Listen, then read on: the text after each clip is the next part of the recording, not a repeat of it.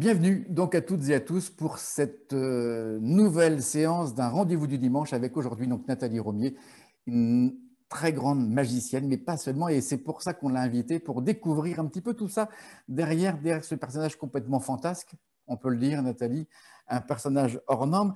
Et donc on sait, ou en fait on va peut-être l'apprendre pour certains, que tu as été multiples récompensés. En fait, tu as reçu le Grand Prix de la FAP. Tu as été la première femme à avoir ce trophée. La FAP, c'est la Fédération des artistes magiciens en France. Et puis, dans la foulée, tu as reçu le prix de Magic Comedy en fait, à Busan, en Corée du Sud, il y a quelques années maintenant. Un prix extrêmement prestigieux. Et je crois que tu es une des premières femmes à l'obtenir, en fait, si ce n'est la première femme en comédie magie. Mais avant d'arriver à tout ça, on va peut-être commencer par faire un petit peu d'histoire. En fait, comment toute cette aventure magique a pu démarrer, Nathalie? Raconte-nous tout ça, c'est très intéressant parce que comment tout a commencé? On t'écoute. Alors, comment tout a commencé? Moi, j'ai commencé par la chanson. La chanson, d'accord. La chanson, c'est une grande partie de ma vie. J'ai dû commencer vers l'âge de 6 7 ans. Je chantais tout le temps. J'écoutais la chanson française. J'écoutais Édith Piaf, surtout Édith Piaf, Brel, Aznavour, Annie Cordy. Donc, j'ai commencé à imiter des personnages. Voilà, il me suffisait d'écouter et puis ma voix se mettait sur la tonalité de la chanson. Je me suis amusée énormément avec ça, voilà, pendant quelques temps. Ensuite, moi, je suis angevine et je suis arrivée à Paris, donc j'ai commencé à travailler dans des cabarets. Ah, dans des cabarets. Mais donc là, tu es parti d'Angers parce que tu avais envie de chanter, de travailler vraiment dans ce métier, ou c'était un petit peu sur un coup de tête? Comment ça s'est passé? Non, c'était pas un coup de tête. En réalité, je suis arrivée à Paris parce que j'avais un contrat avec une maison de disques. J'avais envoyé une petite cassette et donc c'était donc un producteur qui m'appelle, il me dit ah oui, ta voix m'intéresse, il faut que tu viennes à Paris et tout ça. Donc en même temps, bon, voilà, ça m'a motivée un petit peu plus pour monter à Paris. Mhm. Mais ouais, je voulais chanter, j'avais ça en moi et je voulais vraiment chanter et je chantais tout le temps, donc autant Autant en faire de faire un la métier. scène, voilà, autant faire un métier, oui. Ouais. D'accord. Donc là, tu montes sur Paris, tu envoies ta cassette, Mhm. et là, tu commences comment? Tu commences à travailler dans des cabarets, tu fais quoi? Tu Alors, commences comment? les premiers cabarets, c'était le Limonaire. Ah, le limonaire. Voilà, le Limonaire qui est dans le 11e arrondissement à Paris. Là, je chantais du Richard Cochiante. Ah, d'accord, ok. Richard Cochiant.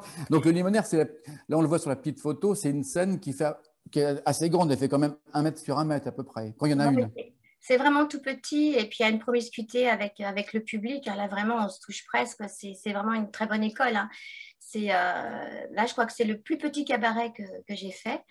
D'accord.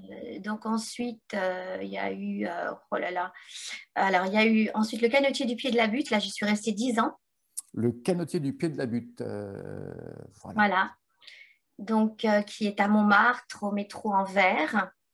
Et donc là, bah, c'est toute une partie de ma vie. Là, j'ai tout appris.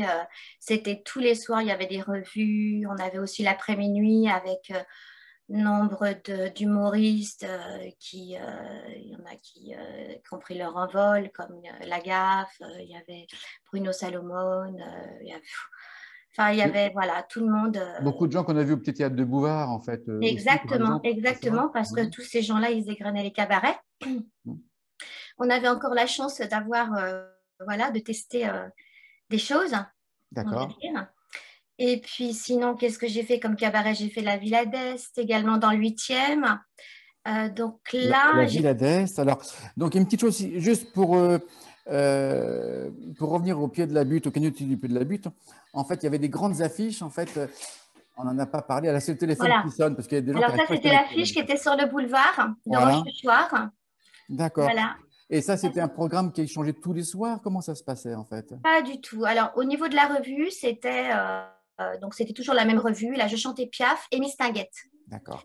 Mais Miss il y avait des Tinguette. tableaux très drôles déjà, avec des D'accord. musiciens, etc. C'était tout petit aussi, mais il y avait une vraie scène, deux musiciens, et on D'accord. chantait, on dansait, on faisait de la comédie. D'accord. Une scène un petit peu dans. Attends, voilà. Toute petite scène, ça veut dire que les spectateurs étaient là aussi très très près de la scène, en fait, toujours. Très, très près de la scène, vraiment très, très près. D'ailleurs, une fois, je suis tombée dans les gens. Ceux qui m'ont récupéré puis m'ont remis sur scène.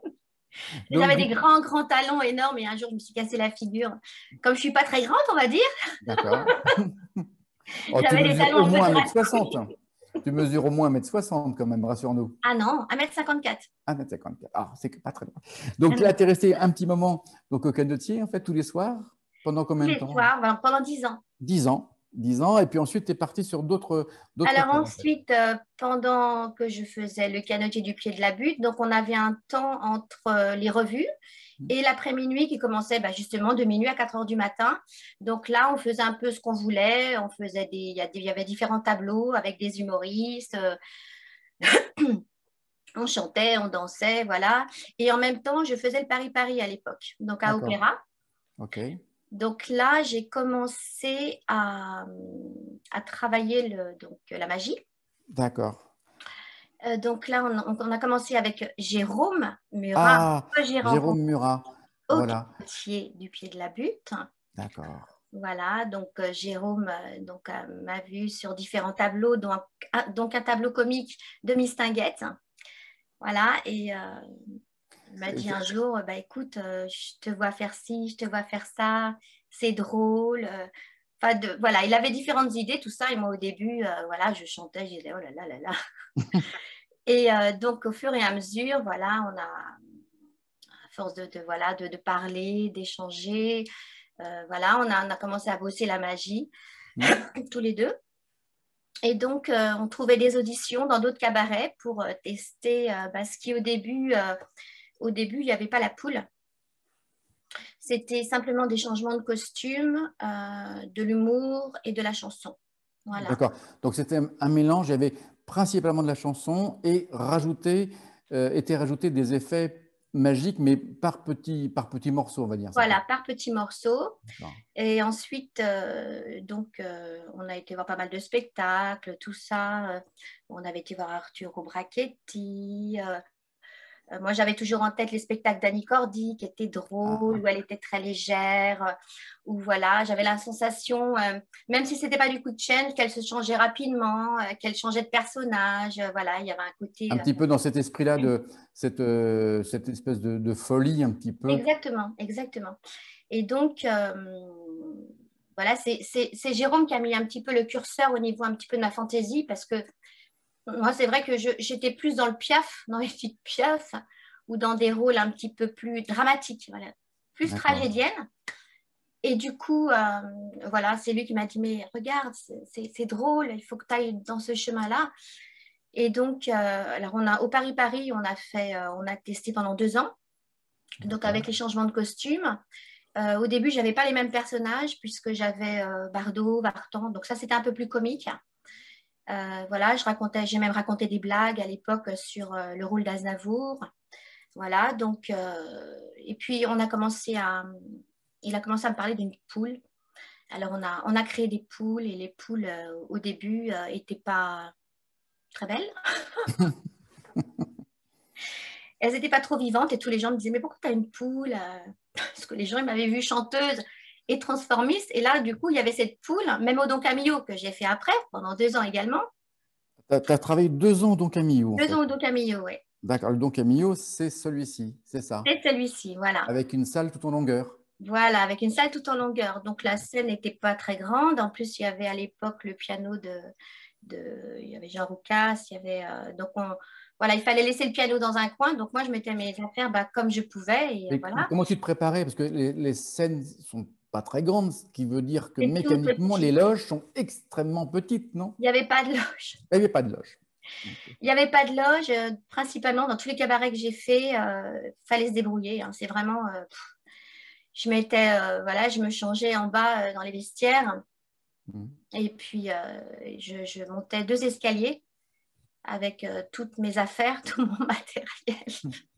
Ensuite, je me planquais juste derrière le rideau. Il y avait un tout petit rideau en haut de l'escalier.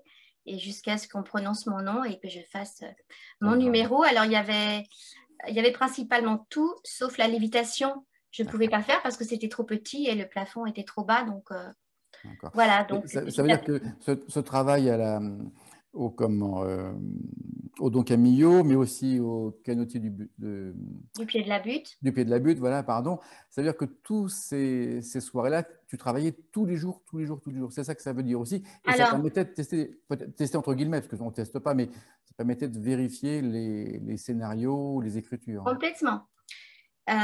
Bon, ça, c'était au début. Après, on va dire, il y a quelques années, maintenant qui nous rapproche de 2015, c'est l'année où voilà, je me suis présentée au concours de la FAP en Hum, 2015.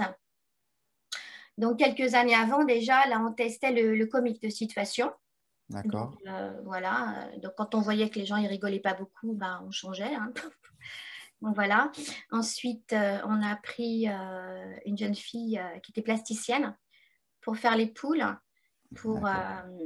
pour qu'elles soient plus vivantes. Bah, ça veut dire que le numéro là, a été bâti au bout de, on va dire, de 5 ans, 5, 6 ans à peu près. Oui. À force de le jouer tous les soirs, vous aviez construit le numéro. Il a fallu, enfin, en amont également, on avait de quoi répéter. Alors, dans les cabarets, on testait, mais on travaillait aussi on avait une salle de répétition également. D'accord. Donc, où on testait, là, cette fois-ci, on testait tous les effets magiques, etc., etc. Et ça a été vraiment long, hein, parce que c'était un petit peu de l'artisanat, on va dire. Donc, Hum. il fallait, on a beaucoup jeté. Et voilà, donc quand on allait en cabaret tester, on était vraiment sur quelque chose qui fonctionnait quand même au niveau technique. Mais avec des contraintes qui sont drastiques, en fait. Quand on travaille sur une scène aussi petite que celle du Don Mm, Camillo, ça oblige à des trésors d'imagination, j'imagine. Un travail de fourmi invisible pour le spectateur, mais qui permet de travailler dans toutes les conditions. Donc, c'est encore complètement. aller à l'essentiel, c'est extrêmement compliqué, en fait. Exactement, exactement. Mais dans ce chemin-là, quand on commence tout petit, puis après on a une grande scène, c'est facile. C'est comme le fait également que au Don Camillo, j'avais mon micro filaire, Hum. j'avais mon micro main. Donc, pour faire le quick change et pour faire toute la poule zombie, etc., la Alors, le lévitation, quick change, j'avais pour les gens une qui main nous... de libre. Je t'interromps, mais le quick change, pour les gens qui nous écoutent, c'est le changement de costume immédiat. C'est quand on change en une seconde de costume, en fait. Voilà, C'est l'effet magique de voilà, changer de vêtements. C'est ça. voilà. Donc, excuse-moi, je t'ai coupé. C'était juste pour repréciser la chose. Quick change, Mhm. c'est le changement de costume immédiat. Oui. Voilà. Et donc oui, j'ai commencé par le plus dur parce que je faisais tout ça d'une main, puisque l'autre main, je chantais en direct D'accord. et j'avais mon micro dans une main. Donc quand j'ai eu mes deux mains de dispo, parce qu'on a réussi à trouver une astuce, on a mis le récepteur Dans la coiffure. dans la coiffure. Voilà, donc, mais tout ça, ça a été vraiment petit à petit, hein. Hmm. Et avant 2015, donc on avait les poules qui étaient, voilà, qui avaient changé de, comme je disais dans le message, on a bien fait la chirurgie esthétique. Mais ça veut dire que sans le cabaret, toutes ces soirées passées en spectacle, ce numéro-là n'aurait jamais pu être construit, en fait. C'est ce qu'on comprend aussi. Euh, je pense quand même qu'il aurait été construit, mais il n'aurait pas été, il n'aurait pas eu ce côté comique, autant comique, je pense. Parce que tout ce qui était comique a été testé en cabaret. C'était vraiment, vraiment ça, quoi. Et les chansons également. Les chansons. D'accord. C'est-à-dire que toute la mécanique de la comédie, en fait, on sait, là, tout le monde ça s'improvise pas. C'est extrêmement compliqué de faire rire. Tout ça, ça a pu être écrit quand même parce que vous le présentiez tous les soirs, tous les soirs, tous les soirs. C'est ce qui permettait de corriger le cas échéant sur une séquence moins forte ou en tout cas moins percutante, c'est ça? Mm. Le plus où j'ai testé, enfin la dernière version, c'était donc au Paris-Paris. D'accord. Parce que le Don Camillo, c'était pas la même version encore. C'était vraiment, j'étais vraiment seule, archi seule. Il fallait que je me débrouille parce qu'on n'avait pas le droit de laisser rentrer quelqu'un de l'extérieur. D'accord. Au Paris-Paris aussi, j'avais pas le droit de laisser rentrer des gens de l'extérieur. Donc, il fallait former le technicien Du, du du cabaret? cabaret. Voilà, donc il y avait également ces contraintes, mais donc Tu as travaillé aussi à la Villa d'Est ou je me à la trompe? Villa d'Est aussi. Alors là, quand c'était Nathalie à l'époque, la patronne, donc quand elle me voyait arriver avec mon matos, elle me disait: «Oh non, mais c'est pas possible, mais t'as pas, il y a trop de choses dans ton truc.» Mais bon, voilà, ça faisait rire quand je disais ça à Jérôme. J'ai dit: «Je veux plus y aller, elle est pas contente, j'ai trop de matos et tout ça.» Il me dit: «Mais elle y connaît rien, c'est rien ce que tu as comme matos.» Mais bon, j'avais mal et vite, Hmm. j'avais mon petit théâtre aussi, hein. J'avais un petit théâtre à l'époque. Donc, Ah, ouais. d'accord. Donc, toute cette séquence-là, ça t'a permis quand même de monter le numéro avec Jérôme. Mhm. Jérôme est célèbre pour ce fameux numéro de la statue. Alors, certains l'ont vu déjà au festival. Euh, D'autres le découvriront peut-être la saison prochaine quand on pourra redémarrer les spectacles. Et Oui, ensuite, en fait, une fois que tout ça a pu être monté, a pu être travaillé, alors là, on est arrivé au numéro de la poulette. De la poulette mistinguette, en fait. C'est ça. voilà, c'est Voilà. ça. Et C'est là, ça. tu as commencé à l'interpréter, en fait. Comment tu as vu que c'était prêt, en fait, que tu étais arrivé à ce numéro qui était bien en place, hein? C'est quoi les indices que tu as repérés, en Euh, fait? bah, avant 2015, donc on a quand même, on avait des galas, hein. Ouais. On avait des galas autres que les cabarets. Et puis, donc, bon, on continue toujours à tester, mais là, on avait très bien avancé, on va dire. Et donc, après, on travaillait sur les détails. Donc, voilà, c'était vraiment. Mais on a énormément répété. On avait une salle de répétition. On a énormément répété, puisque juste avant de faire le concours de la FAP, on a répété un mois tous les jours. Un mois tous les jours, Oui. OK, pour Mm. vraiment mettre tout ça au point. Mais ça valait le coup parce qu'en fait, tu as gagné ce fameux prix, en fait, de la FAP qui était présidé. C'était un concours, en fait, pour expliquer aux gens qui ne connaissent pas. Mais chaque année, les magiciens en France, en fait, se retrouvent dans un congrès, qui est le congrès de la Fédération française des artistes prestidigitateurs. Et là, il y a un concours entre les magiciens pour désigner le meilleur d'entre eux. Et cette année-là, c'était à Besançon, si je ne me trompe pas. Besançon, oui, oui, c'est ça. C'était en quelle année? 2015. 2015. Et là, tu as eu le premier prix. Et c'est la première fois, donc, qu'une femme remportait c'est le Grand Prix, en fait. C'est le Grand Prix parce que Grand Prix, c'est ça. Ouais, j'avais eu avant d'avoir le Grand Prix, que c'était la finalité, mais j'avais eu le prix de la magie comique. c'est ça. J'ai le second prix de la magie comique, je crois d'ailleurs. C'est ce qu'on voit sur la pancarte. Voilà, c'est ça. Ouais. Et en fait, c'est le président du jury est quand même pas un inconnu, même un très très grand expert du spectacle. C'est donc Marc Métral, qui est un ventriloque, Mm. qui a travaillé au Moulin Rouge pendant, je ne sais Oui. pas, 20 ans, je ne sais pas trop. Mm. Donc, c'est un très, très grand professionnel qui connaît extrêmement bien le métier. Donc, du coup, le prix était décerné par des connaisseurs, par des experts. Donc, tu as eu ce grand prix, en fait. Mhm. Qu'est-ce que ça a changé, en fait, pour toi ensuite dans ta carrière? Alors euh, là, ça a été énorme parce que j'ai eu donc le lendemain, j'ai le Figaro. Non, c'est Laurent Ruquier qui m'a appelé parce qu'il avait vu l'article dans le Figaro. Et il y avait seulement une phrase, c'est première femme. Euh, voilà, donc il m'a appelé en direct sur les grosses têtes. Moi, j'étais en train de faire autre chose. J'ai dit...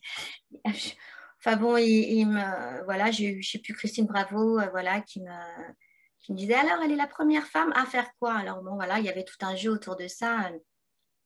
Donc voilà, puis après, il y a eu, là, là, il y en a eu pas mal de médias parce qu'il y a eu M6 aussi. Parce que quand on a gagné en 2015 à Besançon, il y avait la télé, il y avait les médias qui étaient là. Donc voilà, donc en 2015, 2016, 2017, 2018, jusqu'à Busan. Donc on Alors, a travaillé. Busan, c'est une étape importante aussi parce que tu as eu là aussi le prix de comédie magique. Alors, à Busan, c'était donc le congrès mondial des magiciens. C'est ça. Donc, c'est la crème de la crème, en fait, des magiciens qui se présentent à ce congrès. C'est qui a lieu tous les 3 ans.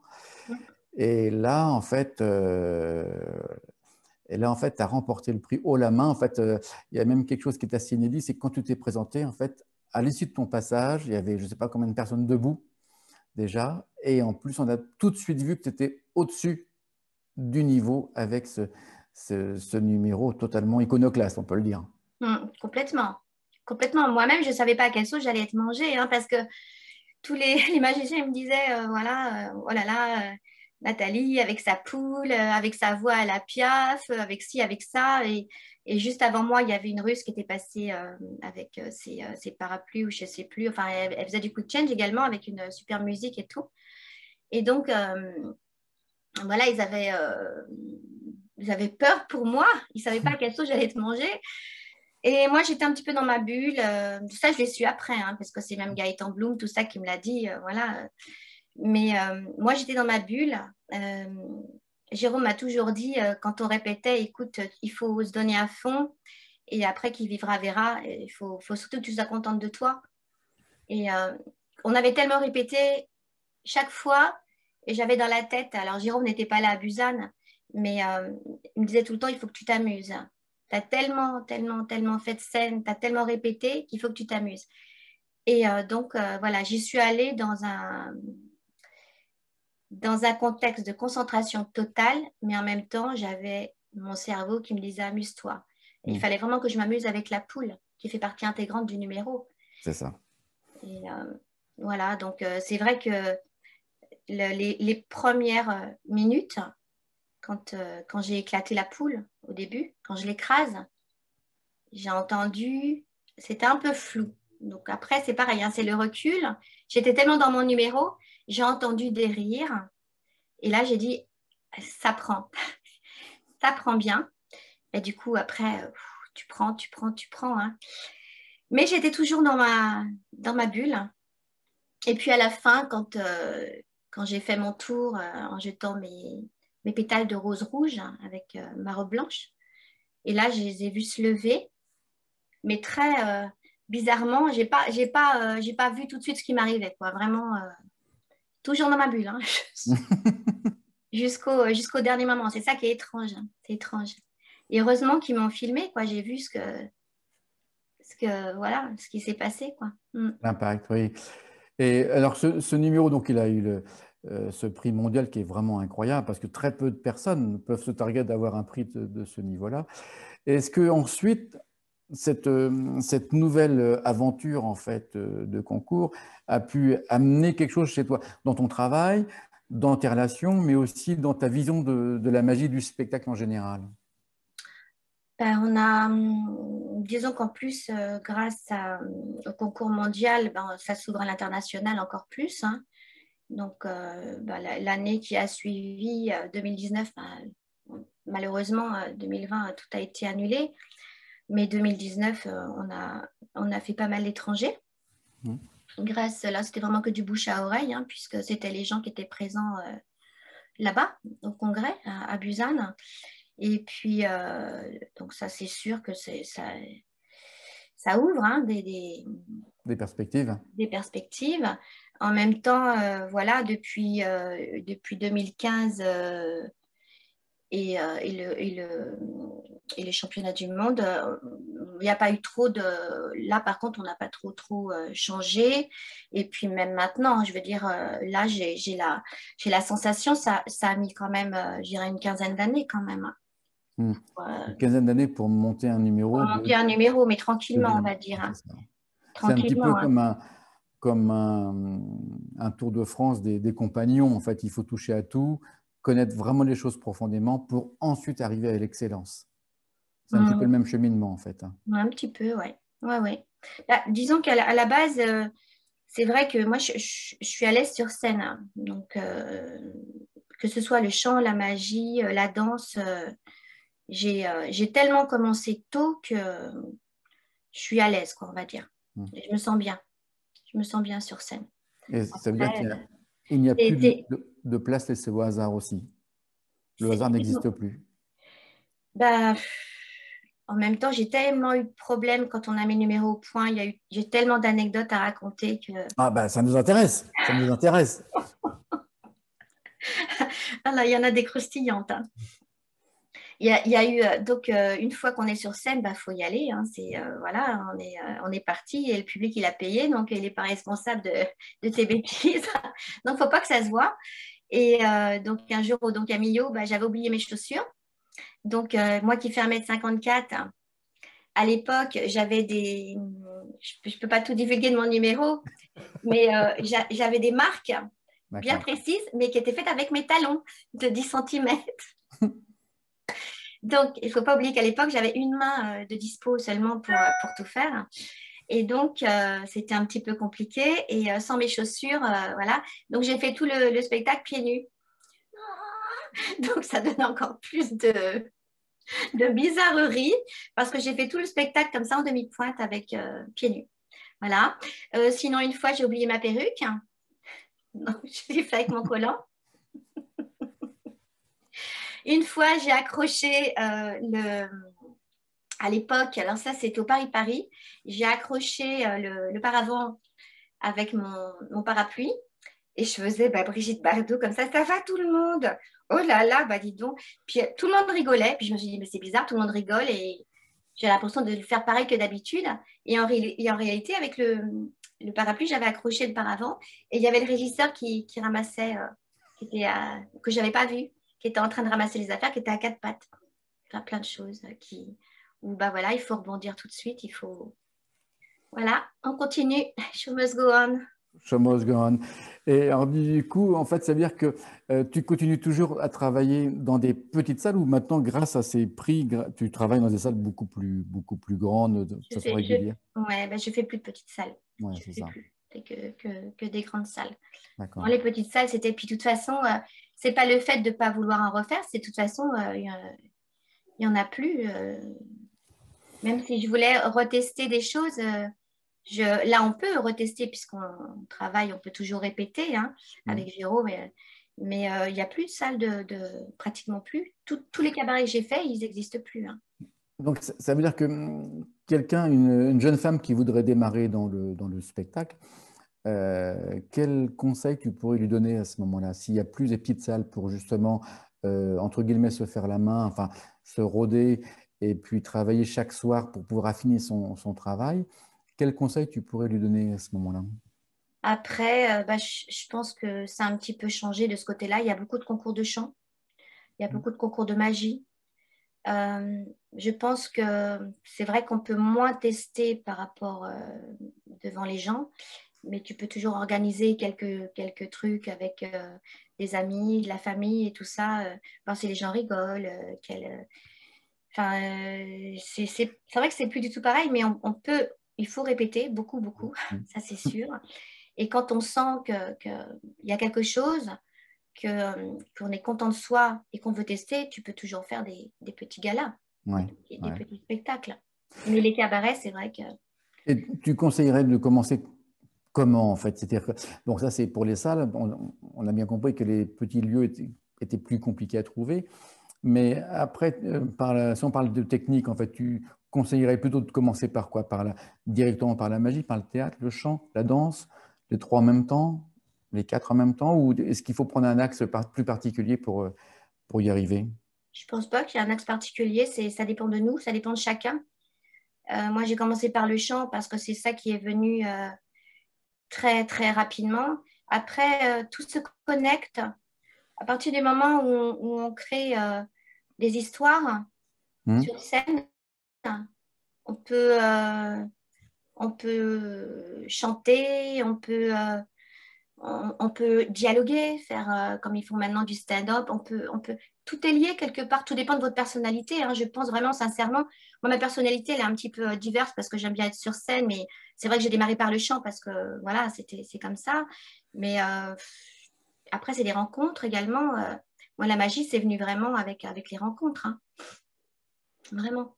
Et donc, tu as rencontré Jérôme Murat, tu as rencontré Voilà. d'autres magiciens aussi qui t'ont, d'autres métiers qui t'ont Quand guidé, qui j'étais t'ont voir le aidé spectacle aussi? de Brachetti également, De Brachetti, d'accord.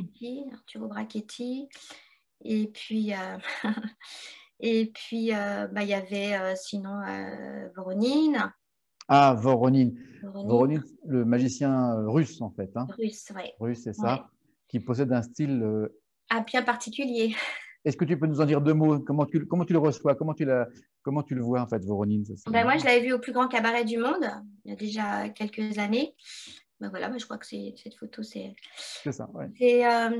c'est décalé. Moi, j'aime bien, j'ai toujours aimé ce décalage dans l'humour. Là, c'est un humour caustique, c'est un humour froid, mais en même temps, il nous fait rire, quoi. Parce que c'est Ouais. tellement absurde, mais j'ai l'impression qu'il est, ouais, il communique avec les gens, mais il a cette espèce de masque. Hmm. Et si on rentre à travers ce masque, ben, je le trouve super, quoi. Il est grandiose. On l'a accueilli au festival, en fait, à Mm. Rennes notamment, et tout le monde s'en rappelle. Il fait partie des personnages, un petit peu comme ton travail, en fait, dont les gens se rappellent très, très longtemps. Ils ne se rappellent pas forcément du nom de l'artiste, étrangement, Mm. mais ce qui est très amusant, c'est que tout le monde se rappelle du numéro, de l'ambiance qui avait été créée par l'artiste. Tu disais que tu avais rencontré des magiciens, tu as dû en voir aussi beaucoup dans les cabarets qui devaient te précéder ou qui passaient après toi, j'imagine. Ou est-ce que Bah, où tu as plutôt travaillé beaucoup avec Jérôme, mais relativement peu avec d'autres magiciens? j'ai beaucoup travaillé avec Jérôme. Le principal, c'est vraiment Jérôme. Mhm. Après, on en a rencontré beaucoup, mais tout le travail de la magie, c'est avec Jérôme. Après, au niveau de la technicité, de temps en temps, on s'est entouré de plus des techniciens, on va dire. Mhm. Plus des techniciens. Et puis, Ça, c'était pour la lumière, pour le son, les bandes son, par exemple, choses comme ça? alors, les bandes son, on les a fait faire. Alors, c'est pareil, ça aussi, il y a une graduation et une évolution, on va dire, parce que au début, j'avais pour pas, comment dire, pour pas gaspiller trop d'argent dans le début de quelque chose, quand on crée. Donc, on avait pris des bandes qui étaient existantes et tout. Mais c'est pareil, c'était pas de la qualité. Mhm. Et petit à petit, on a pris des musiciens et D'accord. on a enregistré les bandes en live, en studio, avec les musiciens également. Et donc, je pense que c'est ça aussi. C'est vrai que tu me parles de la bande audio, mais quelque part, elle est très importante également, la qualité. La qualité de chaque chose. La qualité de chaque chose, ça, Oui, c'est intéressant ce que parce tu... qu'avec les musiciens, ça a tout changé aussi, la qualité des bandes, oui. Oui, Ça veut dire que oui, un numéro comme le tien, c'est aussi un très gros investissement financier, en fait, oui, quand on y réfléchit. oui. C'est pas juste quelque chose de chouette, de sympa, de rigolo, de distrayant et de vraiment intéressant, mais c'est qu'au-delà de tout ça, c'est un vrai métier. C'est-à-dire qu'on investit sur 15 ans, tu viens de nous le dire, pour avoir Ah, mais la une poule pièce de mystérieuse, théâtre. c'est 15 ans de ma vie, hein. C'est 15 ans de ma vie, hein. Ouais. 15 C'est ans de ta énorme. vie, Ouais. ouais. Oui, oui, je mange poule, je dors poule. Ça a changé. Est-ce que la poule te nourrit maintenant? Oui. Bah, c'est important de savoir que ça te nourrit quand même. Ça, c'est plutôt important. Et du coup, j'en profite juste une petite chose, je fais une petite parenthèse. Est-ce que tous nos auditeurs, vous avez peut-être des questions à poser à Nathalie? C'est le moment ou jamais. N'hésitez pas, vous avez en bas de votre écran quand vous bougez votre souris, un petit écran qui s'appelle discussion. Donc là, vous pouvez poser vos questions dessus. Margot, qui est à côté de moi, va les lire et puis me les retranscrira pour que je puisse les poser à Nathalie. Donc, tu disais que vous avez tu parlais de la qualité. euh, Tu parlais de la qualité de ton numéro, donc la qualité du son, mais aussi de la lumière aussi. Vous avez travaillé beaucoup sur la lumière. Alors, moi, j'ai pas trop, comment dire, c'est pas un numéro où la lumière. Il y a des numéros dans la magie. Les, les lumières, les réglages sont hyper importants. Le mien, comme c'est un numéro, on va dire, de music hall, même quand on testait dans les cabarets, moi, un plein feu, ça me va très bien. C'est pas compliqué, justement. Il faut de la façade, peut-être des latéraux, et puis, mais pas de contre. S'il y a une poursuite, HDMI, c'est bien, mais bon, voilà, c'est pas. Non, les lumières sont.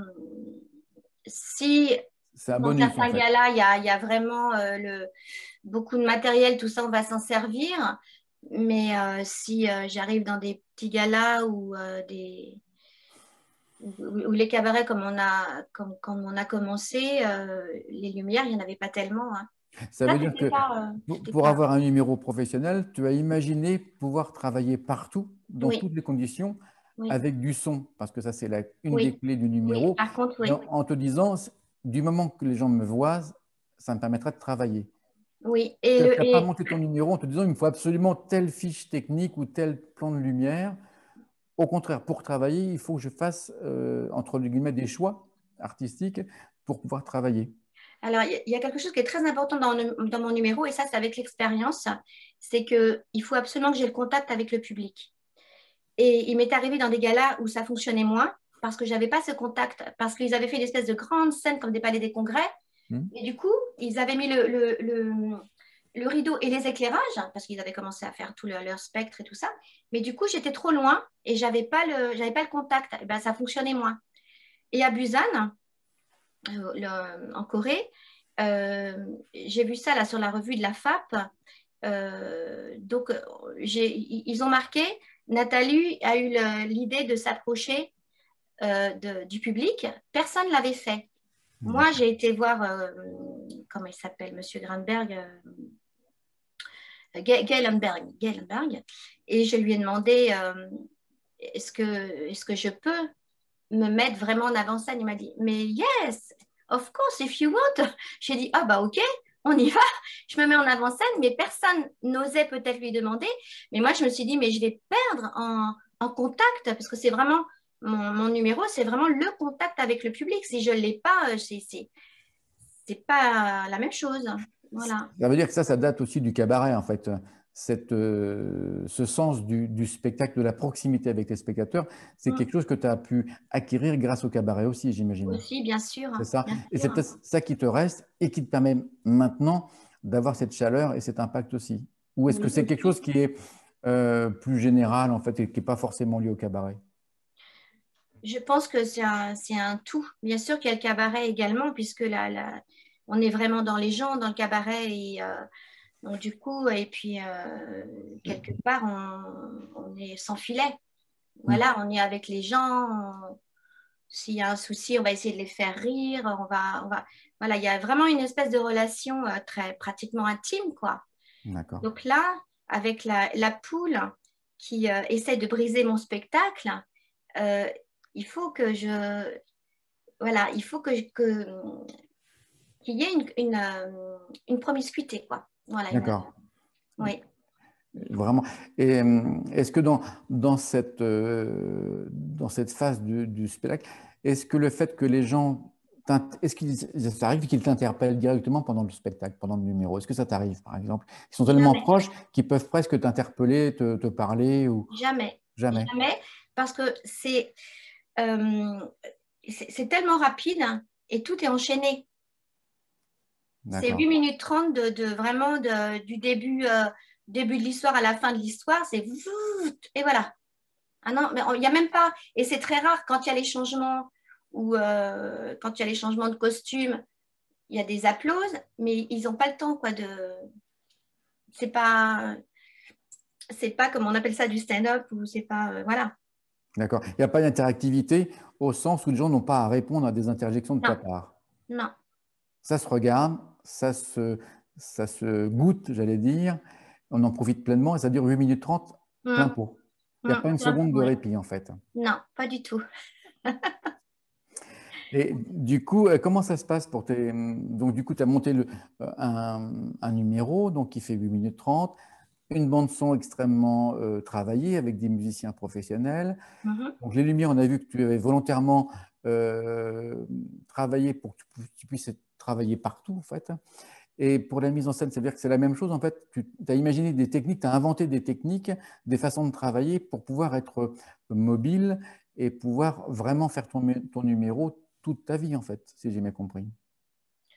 Oui, c'est un peu ça, hein. Alors après, on a également, pour des raisons pratiques, on a coupé le théâtre en morceaux, coupé la Lévite en morceaux pour prendre l'avion. On a tout est fait de façon pratique. Hmm. pour, voilà, pour faire le numéro. Après, ouais, je pense que avec la poule Mistinguett, il est tellement marquant moi, de ma personnalité, que peut-être qu'on peut faire des changements ou changer quelque chose. Mais en tout cas, je pense que la poule, D'accord. On a une question de Jean qui nous demande combien de tours tu maîtrises en fait. J'imagine que quand Jean pose cette question, c'est maîtriser, c'est-à-dire que tu peux faire les yeux fermés dans le noir avec les mains dans le dos, quoi. En gros, c'est à peu près ça. Combien d'effets tu maîtrises? C'est ton numéro principalement, j'imagine, que tu connais sur le bout des doigts en fait. oui, bah, il y a la boule zombie, il y a la lévite, il y a le quick change. Voilà, c'est toujours les mêmes effets que je sais faire, hein, ça c'est Hmm. sûr, hein, c'est pas... Avec une différence quand même avec ces effets, c'est qu'ils ont tous été revisités en fait. Quand on les voit en scène, entre ce que l'on connaît de la version classique et la version que tu interprètes, on Ah ne s'y oui, retrouve pas. En fait, c'est totalement différent oui. parce que ça fait partie de l'univers de ton numéro en fait. Mm. Tout à l'heure, tu parles de la boule zombie, c'est une petite définition technique, mais au-delà de ça, en fait, elle Là, est c'est la totalement poule intégrée. zombie. Poule C'est zombie. la poule qui vit, en fait, au bout du compte, hein. Euh, c'est ça un petit peu la différence, c'est qu'on n'est plus dans le truc de ce que j'ai vu en tout cas, mais on est dans une histoire. On parlait tout à l'heure du scénario, et ça, c'est peut-être aussi ce qui fait le charme de ce numéro. Au-delà du personnage que tu interprètes, l'histoire est absolument séduisante parce qu'on se laisse bercer du début jusqu'à la fin. Ben, ouais, du coup, elle est, avec sa nouvelle tête, elle est vivante et bah, elle me met dans un état de nerf que je Mm. maîtrise, hein, totalement, que je maîtrise jusqu'à un certain point que je peux plus, quoi. Mm. Mais ouais, c'est une histoire de chanteuse qui veut qu'on lui fiche la paix. Voilà, elle envahit la scène, elle fait du musical et cette poule, elle vient perturber son numéro de chanteuse magicienne. Voilà. Du coup, c'est-à-dire que ces numéros maîtrisés, pour en avoir autant dans ton spectacle, tu as dû en jeter beaucoup, beaucoup, j'imagine, dans les phases de préparation, dans les phases de C'est montage. énorme. C'est énorme. J'ai dit à Jérôme, j'ai dit, c'est vrai que je les garde comme un petit musée, hein. C'est pas grand, mais je garde tout ce qui a servi. Moi, je suis comme ça, hein. Moi, je jette pas, je garde tout ce qui a servi en cabaret, mais qu'on a changé, je garde tout. Donc, il y a quoi? Il y a une centaine de numéros, une centaine de tours de magie que tu as dû mettre en place, mettre au point, que tu as réglé, peut-être même plus d'ailleurs, que tu as dû apprendre, répéter, adapter, peut-être même plus encore. Tu sais Ben, même plus peut-être. comme on a beaucoup, on a créé, Jérôme a beaucoup créé, donc forcément, il y a eu vraiment du déchet, parce que Oui, c'était vraiment de la création, de l'invention. C'est d'accord. essayer de faire quelque chose avec voilà, des petites choses comme ça qui viennent ici et là, et voilà, voir si ça fonctionne ou pas. Et voilà. C'est vrai qu'on a travaillé de façon, on va dire, artisanale, comme, ouais, comme des artisans un petit peu. Hmm. Est-ce que ça veut dire que c'est la méthode la meilleure que tu puisses connaître ou est-ce que tu imagines que d'autres méthodes puissent fonctionner en fait, le cas échéant? Je pense que toutes les méthodes sont valables à partir du moment qu'on les investit. D'accord. Tu peux toujours revisiter les tours de magie. Effectivement, là, on est peut-être passé dans une ère un petit peu, je veux dire, où tout se renouvelle, on va dire. Peut-être Hmm. des fois beaucoup trop vite, hein, pour certaines choses, mais prendre un tour de magie et lui donner une nouvelle odeur, une nouvelle couleur, hein, moi je trouve ça très bien, au contraire. Et puis lui créer autour de ça une histoire ou des histoires. Ce qui veut dire qu'en fait on n'invente jamais rien, qu'on ne fait que réadapter. Exactement, C'est un peu ça l'idée. c'est un peu ça. Une petite question aussi qui nous est venue, est-ce que tu joues d'autres spectacles que ce numéro incroyable et international de la Poule Mistinguett? Est-ce que tu joues dans d'autres spectacles? Et lesquels? Et ce que tu fais d'ailleurs? Alors, je, il y a bah pareil, je crois que c'était pratiquement en même temps. On a démarré un spectacle sur Piaf qui s'appelle l'Olympia 61. Voilà. Donc, on a eu la chance de le jouer au Palace. Je crois que c'était en 2015 également. Je crois que 2015, pour moi, je me rappellerai toute ma vie. Et donc, voilà, on avait. Alors, non, là, il n'y avait pas les musiciens. J'avais déjà fait ce spectacle-là, donc à Vigneux. Alors là, c'était avec des musiciens. Ça raconte la vie de Piaf, hein, plus avec l'Olympia. Enfin, c'est l'Olympia et Piaf. Voilà, donc là, je chante. Je chante vraiment Edith Piaf, que j'adore. J'ai sa robe. J'ai sa robe.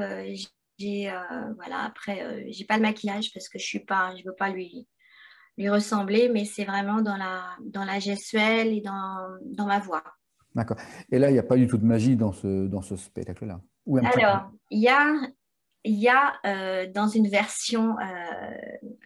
autre version du spectacle de Piaf, oui, on a mis de la magie dedans. Alors, on a mis donc il y a une lévitation. D'accord. Quand Edith Piaf s'en va rejoindre Marcel Cerdan. Ça, c'est le final. Et on a fait un petit peu de quick change parce qu'on raconte en réalité les premières parties qui étaient si importantes, au temps de quand Piaf faisait l'Olympia. Les premières parties, il y avait des acrobates, des magiciens, etc. Et c'était pratiquement autant les premières parties que le récital complet qui ne faisait même pas 30 à 45 minutes, hein, qui ne faisait pas 1 heure à l'époque. Et donc, du coup, toutes ces premières parties, donc dans le spectacle de Piaf, on a incorporé les premières parties, c'est-à-dire on explique que son papa était acrobate. Voilà, et moi j'ai fait du coup de change également parce que on explique la relation qu'il y a eu aussi également de Miss Nugget et Maurice Chevalier. Mhm. On raconte un petit peu voilà, toute cette histoire par rapport un petit peu de façon chronologique, hein, l'histoire de Piaf. Donc on retrouve ces deux personnages et là je fais également du quick change avec un drapeau français, etc. etc. Voilà, ouais, il y a de la magie dedans. Et c'est un spectacle qui tourne toujours, en fait, hein. Ben, Enfin, j'aimerais bien. quand les théâtres, j'entends, quand les théâtres sont ouverts, en fait. Oui, bah oui, ce serait bien, hein. Ce serait bien, ouais. Ouais, ouais, mais bon, là, enfin, bon, voilà, après, c'est très, très aléatoire. Celui-ci est très aléatoire, hein. Donc, Il est on très verra bien. il est très aléatoire parce qu'il est plus lourd peut-être à monter, plus lourd à tourner aussi. Il y a peut-être plus de monde aussi. C'est pas le même format. La poule Mistinguett, c'est une attraction. Hmm. Et là, c'est un spectacle d'1h15. C'est pas les mêmes, c'est pas les mêmes Les mêmes conditions gens, c'est pas les techniques, ouais, c'est mêmes ça. tourneurs, c'est pas les mêmes théâtres, c'est pas, voilà. Donc, C'est mais bon, un autre circuit, en fait, totalement différent. voilà, c'est un autre circuit. Mais c'est vrai que ah oui, j'ai oublié de dire ça aussi, très important. C'est que pendant qu'on créait la poule, moi, je continue à chanter également parce qu'il fallait que je gagne ma vie aussi. Voilà. D'accord. Donc, quand j'ai fait le Don Camillo, c'était avec la poule, enfin avec les changements de costume et tout ça. Hmm. La Villa d'Est également, mais je continue à chanter aussi. Ouais. Alors, tu chantais où, en fait, et comment? Alors là, c'était vraiment un petit peu partout parce que avec ma vie de chanteuse, j'ai fait beaucoup de festivals aussi. D'accord. Et donc, j'ai eu la chance de partir à l'étranger souvent également. Donc, j'avais fait Piaf au Canada. D'accord. J'avais fait Piaf, c'était à Budapest aussi, en Hongrie. Mhm. Qu'est-ce que, oh là là, ouais, j'ai même fait l'Albanie, Tirana. Et ouais, voilà, je tournais aussi. Ah, tu as bourlingué, en fait, si je puis me permettre l'expression, Hum, un peu partout quand même. hum. Et tout ça t'as donc nourri aussi pour la poule Oui, Mistinguett, bien évidemment. oui, complètement, Et quand tu complètement. étais chanteuse comme ça, c'était avec des orchestres, avec des spectacles, avec des tournées spécifiques, c'était quoi? Là, c'était vraiment sur bande. C'était vraiment sur bande. Soit je faisais Edith Piaf, enfin, je faisais, j'aime pas dire ça, je chantais Edith Piaf, ou sinon j'avais mon spectacle d'imitation aussi. Ah, un Euh, spectacle d'imitation, ça mais oui, m'intéresse. parce que j'ai toujours imité, voilà, Bardot, Vartan, Dalida, Pia. Je faisais même la calasse. La calasse. D'accord. Ah, ça, je suis curieux de voir ça. Et Je peux pas trop la chanter. J'aurais bien fait un petit extrait, hein, ça me dérange pas. Et je crains que ma voix n'est pas chauffée. J'ai même fait de la présentation avec un accent québécois. Et la présentation de spectacle avec un accent québécois. dans dans un théâtre, en fait, dans une salle Dans de... un théâtre, oui. Ouais. D'accord, ok. Je manquais, bon ça remonte à déjà quelques temps, mais j'avais pas trop de travail, on va dire. Et Mhm. un jour, j'ai une agence qui m'a appelé me dire, mais tu connais pas des présentateurs? Et moi, comme j'étais vraiment sans travail, j'ai dit, ben moi, je peux le faire. Mais du coup, mais j'ai souvent fait comme ça, c'est-à-dire que, mais c'est comme avec la poule mistinguette, c'est-à-dire que je prends les dates et Mhm. ça me donne des dates butoirs pour travailler encore plus en état d'urgence. Parce qu'au moins, comme ça, il faut que ce soit fait à tel jour et tout ça, il faut que ce soit fini. Tu Ben travailles sous la là, contrainte. ouais, un petit peu. Je travaille très très vite quand il y a la contrainte. Et donc j'avais fait aussi donc des spectacles avec la voix comme ça, où je parlais vraiment en québécois, vous êtes bien content d'être là, tout ça, machin. Et ça me permettait de parler plus lentement, parce que en tant que présentatrice, il faut que la voix soit très très bien placée. Et moi, j'ai toujours parlé vite. Donc, ça m'est venu comme ça parce que j'avais écouté Céline Dion. Alors, je me suis mis à parler en québécois. Ah, Céline Dion, est-ce que c'est une femme qui t'a un peu, comment je dirais, inspiré aussi, alors, du coup? Oui, énormément. Énormément. Énormément parce que toutes les voix, toutes les grandes voix, ça me touche énormément. D'accord. Énormément. Qu'est-ce que, par exemple, le travail de Céline Dion peut t'inspirer, peut t'aider, en fait, dans ton travail, toi, que ce soit pour la magie, mais aussi pour tes tours de chant, alors, du coup? Ben, je la trouve tellement vraie. Hmm. Je la trouve vraiment ancrée et vraie. Et, euh, et puis cette voix surtout. Hmm. Vraiment, elle a des envolées. Moi, je pars avec elle, hein. D'accord. Ok. Il y a du lyrisme un petit peu dans sa voix, tu penses? Une forme de Bah, elle est lyrisme. surtout, elle a ouais, une voix profonde aussi. Ouais. Non, non, je dirais pas que c'est mes idoles parce que j'ai pas vraiment, à part peut-être Piaf quand j'étais gamine, mais ouais, j'ai beaucoup de, je la trouve super, quoi. Enfin, sa voix, vraiment, ça me donne des frissons, quoi. D'accord. J'ai besoin de frissonner. Et quand les théâtres vont rouvrir, en fait, ou les salles de spectacle, qu'est-ce que, qu'est-ce que tu aimerais faire en premier, en tout premier, quand tout va redémarrer? Vers quoi tu tendrais, je dirais? Bah, j'espère que je pourrai reprendre le spectacle de la poule, Ouais, surtout.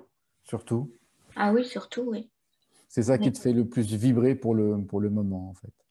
Ah oui, ah oui. Et puis je me suis tellement investie dans ce numéro que je, je lâche pas. D'accord.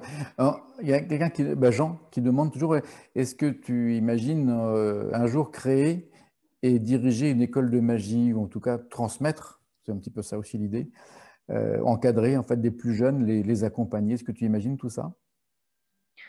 Je peux leur apporter des choses, oui, bien Hmm. sûr. Aux plus jeunes, bien sûr, je peux leur apporter certains éléments qu'ils ne connaissent pas encore. Oui, oui. Et, et du coup, il y a une petite chose en fait qui me questionne aussi autour des jeunes. Il y a relativement peu de femmes en fait. Enfin, je dis bien relativement, même s'il y en a de plus en plus, hein. Mm. Qu'est-ce qui pourrait faire que les femmes s'approprient un petit peu les outils de l'art magique pour pouvoir être plus nombreuses maintenant? Est-ce que toi, tu as, en tant Je que femme, tu pense as que senti ça des y est, efforts? là, il y a eu le déclic. C'est ce que je disais en 2015 quand on me disait, mais t'es la première femme là, par rapport à la femme en 49 ans. Mais c'est parce qu'il n'y avait pas je disais toujours, les chanteuses, il y en avait plein au niveau de la télé, de la radio, on écoutait, voilà, il y en avait plein partout, donc les petites filles, elles pouvaient s'identifier. Les magiciennes, moi, je connaissais que de Gérard Majax à la télé ou voilà, il y a, bon, Garcimore, tout et tout. ouais, Garcimore, évidemment, Garcimore et tout ça. Mais il n'y avait pas de femmes.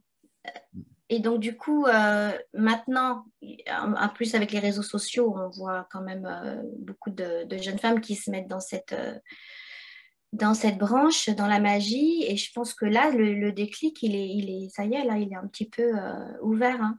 Comme D'accord. il y en a de plus en plus, il y a d'autres petites filles qui voient ça, voilà, qui vont vouloir le faire. Non, je pense que ça a bien changé depuis quelques années quand même. Même si les jeunes femmes que je connaisse magiciennes, les copines magiciennes sont des papas magiciens. Hum. Moi, je Une autre... disais, il est plombier le mien. Alors, C'est parce que oui, il en connaissait un tuyau, en fait. Hein. voilà. Il avait un bon tuyau. Une autre question d'Isabelle qui nous demande est-ce que les artistes magiciens comme vous se retrouvent dans la presse à scandale? Non, pas du tout. Pas du tout. Pas vraiment.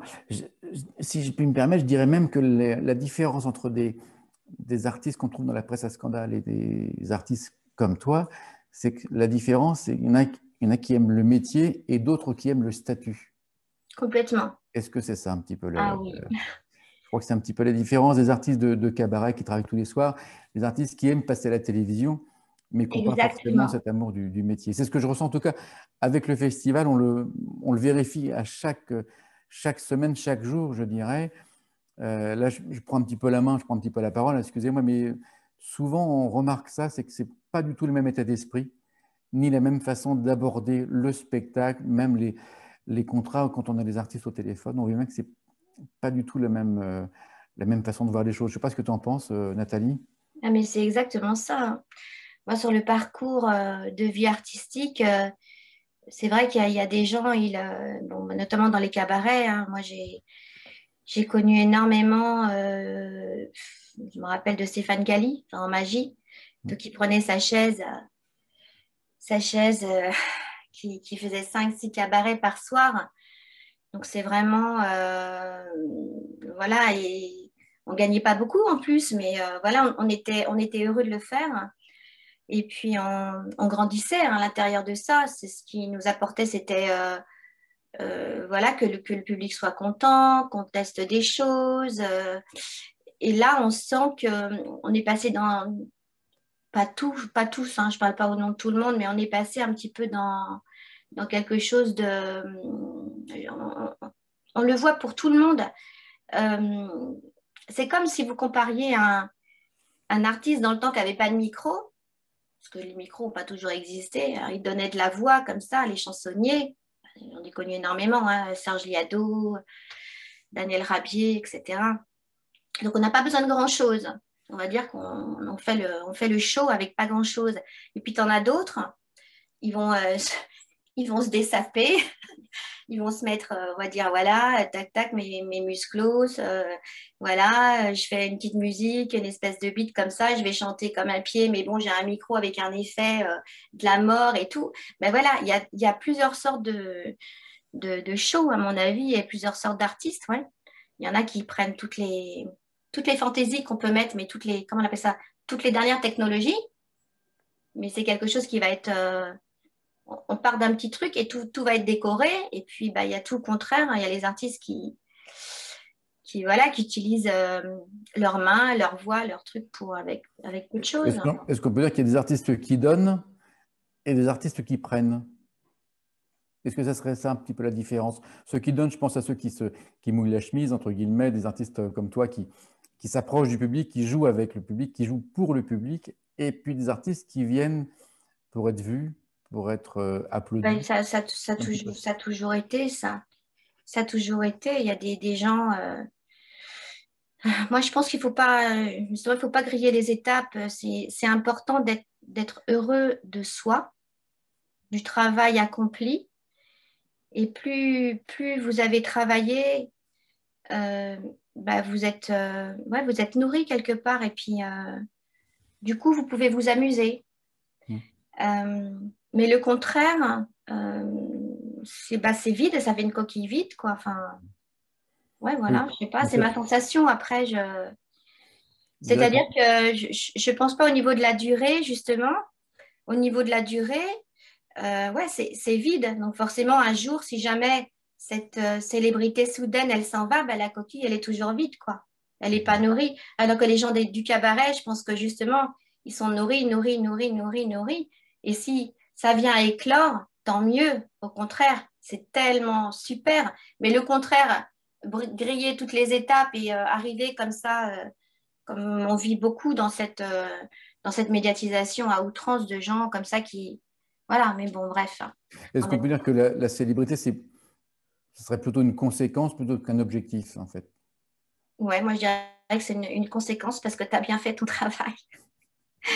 Du moins, tu as essayé de bien le faire, quoi. C'est ça. Mm. Est-ce que vous avez... Allez-y, n'hésitez pas à poser vos questions parce que moi, je peux me continuer encore pendant 2 heures à poser des questions à Nathalie. Surtout, c'est le moment ou jamais de poser vos questions. Si vous avez une idée ou quoi que ce soit, on est là ensemble pour ce bon moment. Donc, allez-y, surtout, n'hésitez pas à poser vos questions. Une autre petite chose qui me taraude, Mm. Nathalie. Donc, tu dis que là, l'idée, c'est de travailler ton numéro de la poule. Est-ce que tu imagines un autre numéro plus tard, de créer un deuxième numéro plus tard ou pas? En tout cas, Est-ce que c'est encore trop tôt? ce serait peut-être une continuité, mais je pense plus une continuité qu'un nouveau numéro, parce qu'il est tellement, on a mis tellement de temps à le faire et à le, comment dire, À le régler, en fait, hein, à le régler, à être nourri de ça. Vraiment, je sais pas. Peut-être une continuité, oui, parce que par rapport, euh, par rapport à tout ce qu'on a appris, donc on peut placer encore des choses, que ce soit au niveau magique, au niveau des chansons, on peut placer encore des choses. Mais je pense que ça va être une espèce de continuité. D'accord. Moi, j'aurais bien aimé avoir un spectacle d'1 heure avec la poule. J'aimerais Et, bien. et euh, du coup, est-ce que, avec tout ce que tu as vécu, tout ce que tu as appris, et puis il y a aussi des moments qui étaient sûrement un peu plus compliqués, un peu plus difficiles, j'imagine, tout n'est pas que rose dans ce métier, mais est-ce que tu conseillerais à une jeune femme de se lancer dans ce métier? Et comment tu lui conseillerais de démarrer, ou est-ce que tu la découragerais dès le départ? Ah non, je décourage pas parce que c'est tellement, comment dire, ça nous prend. Je veux dire, personne nous force à faire de la scène. C'est vraiment quelque chose c'est vraiment une envie à la base. Quand quelqu'un veut, voilà, soit chanter, faire de la magie, etc. On peut pas décourager quelqu'un, mais il faut bien le faire. Il faut prendre son temps. Il faut pas brûler les étapes. Et puis, voilà, c'est ce qu'on disait tout à l'heure. Hein, si on n'a pas la chance d'avoir les cabarets, ben, il faut quand même tester. Des fois, il y a des restaurants des restaurants spectacles et tout ça. Il y en a encore quelques-uns. Et je pense aussi, je pense à quelque chose qui est très important, c'est que les cabarets se sont déplacés. Hein, parce que si les cabarets à Paris sont fermés, en province, il y en a d'autres qui ont réouvert et qui marchent très bien. D'accord. Donc, non, non, il y a encore, tout se passe pas. À la capitale. Donc, je pense qu'on peut encore tester. Non, non, au contraire, il faut y aller. Il faut y aller. Et puis, de toute façon, moi, je dis qu'il vaut mieux faire les choses que pas les faire. Donc, voilà. Je veux dire, il n'y a pas d'ogre qui va nous manger, même si c'est nul. Hein. Ça veut dire aussi qu'il y a quand même beaucoup d'espoir pour l'avenir. C'est-à-dire que les spectacles, comme tu le dis, ne se passent pas tous à Paris. Et il y a une vraie appétence pour le spectacle vivant, surtout. Là, on est par Zoom avec les conditions qu'on connaît à cause de cette pandémie, mais je crois que tout le monde a très, très hâte de se retrouver ensemble dans les Complètement. théâtres. Oui. Une petite question de Jean, est-ce qu'on te verra à Rouen après la pandémie? À Rouen. À Rouen, À je ne sais Rouen. pas. C'est quelle date, ça, à Rouen? Alors, je ne sais pas du tout. Est-ce que vous pouvez préciser, Jean? Je ne sais pas. Mais on te verra au festival Tout autour L'agent. Vive la Magie. On sera à Nice au mois de novembre, le 27 novembre, on sera à Oui. Nice. Il y aura Mhm. aussi plein d'autres dates où on va se retrouver parce qu'il y aura des nouvelles villes qui vont apparaître sur la tournée du festival Vive la Magie. Pour ça, je fais un petit peu de publicité, hein, faut bien Bien vivre. sûr. Vous pouvez tout retrouver sur le site vivelamagie.com ou sur la page Facebook et réseaux sociaux. Je vois le temps qui tourne encore très très vite. Est-ce que vous avez encore des questions à poser ou est-ce que ce serait le moment de conclure, Nathalie? À moins qu'il y ait peut-être des choses aussi à rajouter, qui sait? Je ne sais pas, en attendant. Ben, moi, j'espère que cette pandémie, même si on a le variant qui nous a encore brisé qui brise un peu nos rêves et tout ça, on s'accroche, vraiment, on espère. Heureusement qu'on est toujours dans l'espérance, mais c'est vrai que ça a fait quand même un effet yo-yo, un Ah peu oui. fatigant. Donc voilà, on espère vraiment le plus vite possible. J'ai vu qu'il y a des nouvelles qui vont le 15 février. Notre ministre de la Culture va parler pour les Oui. festivals, justement, à partir du 15 février. Donc j'espère que cette fois-ci, voilà, parce que ça nous manque, c'est vrai que ça nous manque. Justement, ça nous manque. Est-ce que tu peux nous interpréter une petite chose ou pas? Est-ce que la voix est prête ou c'est trop tôt? Alors, écoutez, on va essayer, hein. Qu'est-ce que Ah, vous voulez comme chanson? je ne sais pas, il y a Christophe qui te réclame manifestement une chanson. Est-ce que tu peux nous chanter quelques petits airs comme ça? Ou une imitation peut-être, c'est peut-être plus facile, je ne sais pas. Je sais pas. Dites-moi des chansons, moi j'aime bien quand c'est comme ça. Ting! Je vais voir si je la connais. Allez, Antoine, Jean, dites-moi une chanson. Ah, ça se précipite pas. Monique.